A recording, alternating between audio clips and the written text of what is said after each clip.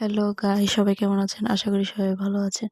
আজকে আমি চটজলদি কিভাবে ৫ মিনিটে রোস্ট রান্না করতে হয় আমি জাস্ট আপনাদেরকে সহজ পদ্ধতি দেখিয়ে দিব। আমি সহজ পদ্ধতিতে রান্না করি।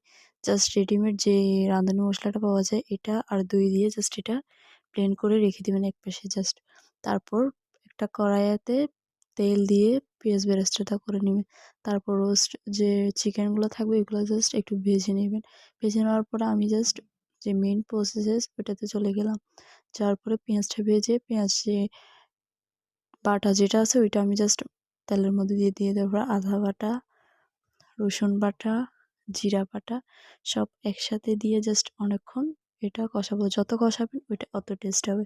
তারপর দিয়ে দিলাম লবণ, দই আর যে মশলাটা রাঁধুনি মশলাটা যেটা মিক্স করে রাখছি ওইটাই আমি এখানে দিয়ে দিলাম। দিয়ে দেওয়ার পরে জাস্ট এটা অনেকক্ষণ ভালো করে কষিয়ে নিব। কষিয়ে নেওয়ার পর দিয়ে দিলাম মরিচের গুঁড়া, তারপর দিয়ে দিলাম ধনিয়ার গুঁড়া, তারপর দিয়ে দেবো হলুদের গুঁড়া। হলুদের গুঁড়া দিয়ে দেওয়ার পর জাস্ট এটা আমি ভালো করে আরও কষাবো।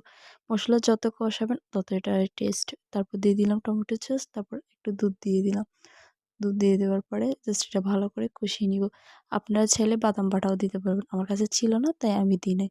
আপনারা যদি দিতে চান তাহলে দিলে অনেকটা টেস্ট আসবে। এটা অন্যরকম একটা ফ্লেভার আসবে। তারপর আমি যে চিকেনটা ভেজে রেখেছি ওইটা এখানে মশলার মধ্যে দিয়ে দেব। দিয়ে দেওয়ার পরে জাস্ট এটা ভালো করে রান্না করে ফেলবো। রান্না করার পর এটা জাস্ট ভালো করে কষিয়ে নেব মাংসটা সিদ্ধ হওয়া পর্যন্ত।